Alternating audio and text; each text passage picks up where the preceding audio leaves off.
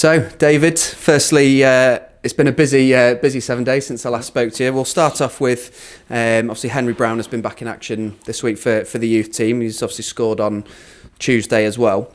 How far away is he from sort of first team selection, and how are we looking in terms of injury-wise across the squad this week? Well, Henry's obviously had an extended period out injured. He played 45 minutes last Saturday for the Whiteys. He played longer on Tuesday, and he's playing again for them Friday. Hopefully he's 90 minutes. So, excuse me, even though he's beyond that level, you can play, I think it's 2 or 3 overage players, and we've taken the opportunity to get the games for him so he can become available for selection. I think that's quite a sensible thing to do, and I've spoke to Henry. I said, look, I don't think it's some sort of retrograde step. I want to put you on after an hour against Man United if I thought you were rubbish. So my actions speak louder than anything I can say to you. And he understands that. So he's getting back to fitness, match fit, as well as just being injury free. And it's great to have him back. He's young. He's still got a lot to learn, but he's made a terrific start to his professional career. And we're looking forward to seeing him back out on the pitch in a first team. So, yeah, it's good. Obviously, we've still got 1 or 2 niggles, but by and large, certainly compared to last year's absolute, war zone that was our treatment room for months on end. We've got a relatively clean bill of health. So, obviously, we've got Christy, Rosie's fully fit. Jason's, we're still managing him. I'm trying to think. Cam Garner's out on the grass more regularly, but still a long way away. So he's right at the start of his on-pitch return. I'm trying to think who else. I think that's it really. So we're in decent shape. And certainly no new injury concerns from the weekend. Nope. Super. Nope. Before we talk about the busy week we've had since we last spoke, and looking ahead to Barnet, how pleasing was Saturday's win to make it now unbeaten in 4? Now you've had a bit more time to digest that result. Yeah, I thought when you watch the game back, I don't think we were ever in danger of losing the game. It didn't feel like that for 30 seconds, 2 minutes here, 5 minutes there. Obviously, they've had a huge slice of luck with their first goal, like a ridiculous amount of luck.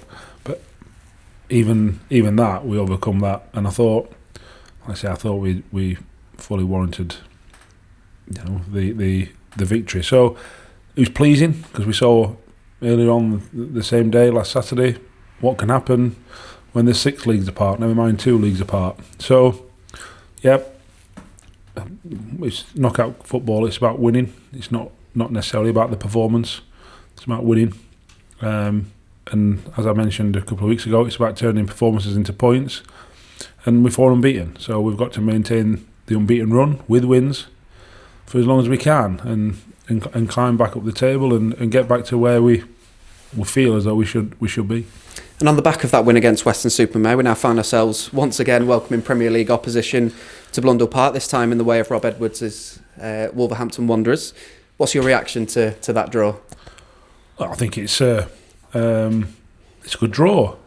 I don't know, I might be stand corrected, but I can't imagine 3 Premier League teams has visited Blundell Park in 1 year for a while, if ever, which shows the progress. I think already, if you said, just now, reflecting on the season, we've progressed in terms of how we play. We're much more secure and consistent in our levels of performance. We've got to the 4th round of both domestic cup competitions. This season is already an improvement on last, significantly on the pitch. And obviously I presume financially we're doing okay. Although it's not as good as I don't know, it might be better, I don't know, but obviously it might be better than an Arsenal away, I don't know, but it shows the progress we've made, that we're welcoming our 3rd Premier League team of the season to BP. So I think it's another great game.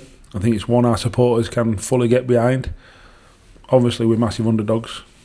We're against a Premier League team, and it doesn't matter whether they're top of the league or bottom of the league, they're a Premier League team and they're a good one, and you can see that in their recent performances. So, we'll cross that bridge when it comes to it. We've got some important league games in between, but it'll be something that we look forward to in the future. And it's obviously been a busy week at Blundell Park as we've welcomed 2 new faces in Tyrell Sellers-Fleming and Andy Cook, and extended the loan of Jackson Smith as well.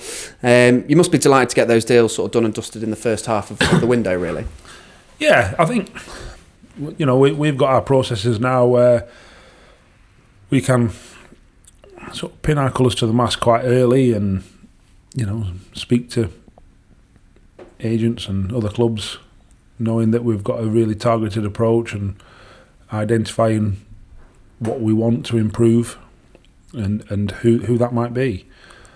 So that doesn't mean to say that all the time we're going to be early, if you like, but we do try and be proactive in the windows.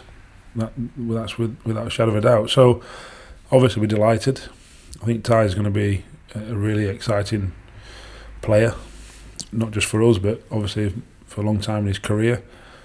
Obviously Cookie's at the other end of his career, but we all know what he brings, having been here before, and what he's done in this league before. Now, don't get me wrong, he's not played a game since it's the 2nd of December, so we've got to be a bit careful. Last thing we want to do is, tear his calf or something like that. But so we've got to be a little bit careful with that. But he brings a different aspect, that we've not had. So there's that, and then obviously extending Jacko's loan to the end of the season is also, a really key signing. I think he'll add competition to Christie when he's back, and it sort of it strengthens the goalkeeping department. So what we've done so far, we're pleased with. We've now got to put it into action and like I say, get more results that his performances have warranted. And in terms of those qualities that those sort of 3 players bring, you've obviously mentioned that transfer windows are a good opportunity for us to improve. What do you feel like those additions bring to the squad, and what will they bring in the second half of this season? Well, I think Ty, for example, we haven't got another Chaz. We haven't. He's slightly different, but not too much different. He's a bit more direct, I think. But then Chaz is direct. We've got other players who can play out there, but not the same as Chaz. So we weren't ever short there, but at the same time we want direct players. We want players who are going to get at people. So he's going to be a real key player for us, because we've got to give Chaz a lot of credit. He played 3 games over Christmas that he's probably not done for a long time. I don't get me wrong, didn't have his best game at Fleetwood, but that's because he's not been used to that, even at 29 or whatever he is, and he probably needed a breather, but we didn't have Ty on New Year's Day, so it will help maintain levels. We've seen the benefit that Jude has given Jay's Cabia. Jude taking a lot of the heavy lifting, and Jay's coming around and probably getting all the plaudits. It doesn't go unnoticed, that kind of thing. Now Chaz does that for Ty, or Ty does that for Chaz. It doesn't really matter, because we're all in it together. So that's key for us. So it maintains the high levels of all players, or both of them players. Cookie's different, like I say. We haven't got that real big player up there, and it'll be different for us, and he'll ask different questions. And if we think we can expose teams through Andy Cook, we've now got that. So we don't need to sort of go on too much about Cookie, because we all know what he is. So he's an outstanding finisher. So that'll help. And then obviously Jacko, we had last year, and we knew last year, and we've had on an emergency loan. We've seen what he can bring. I said to him after the game on Saturday, I said, we're not having this. As soon as you sign permanently till the end of the season, you're letting 2 goals. Whereas the previous 3 games, he hadn't let in a goal, and he was outstanding. So obviously it was all in jest and good humour, but he's pulled off some terrific saves for us, and he's raised the bar, and that's what transfer windows are, to raise the level of the team, and that's what them 3 players specifically can bring to the football club. Looking ahead to Barnet then, You've obviously described them before as one of the tougher sides that we've faced this season so far. What makes them such a challenging sort of prospect, really, and what lessons are we able to learn from our trip there in September? High energy, run forward, got quite a few different options in forward areas. They're prepared to be really brave. The court's on the hop, definitely down there. I don't think it helped that we'd played and beaten Sheffield Wednesday on the Tuesday. And there was a force 9 gale in our faces in the first half, but they're all minor incidentals, really. They're front-footed. We are shadowed out, they are front-footed. And we've got to counter that. We've got to make sure we're ready for that.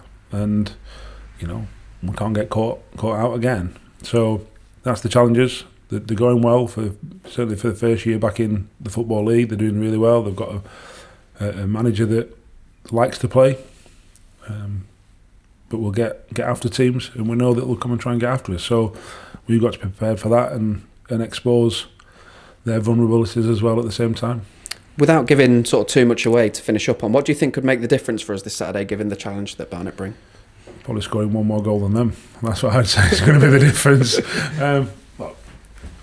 Like I said, we know that they're going to be full of energy, front-footed, quick restarts, all over the pitch, goal kicks, throw-ins, free kicks, whatever it might be. But they've also got plenty of ability. But they've also got plenty of weaknesses. And like I said, we've got to make sure that we expose that. And if we do, then we should have a good afternoon. David, thank you very much. Thank you.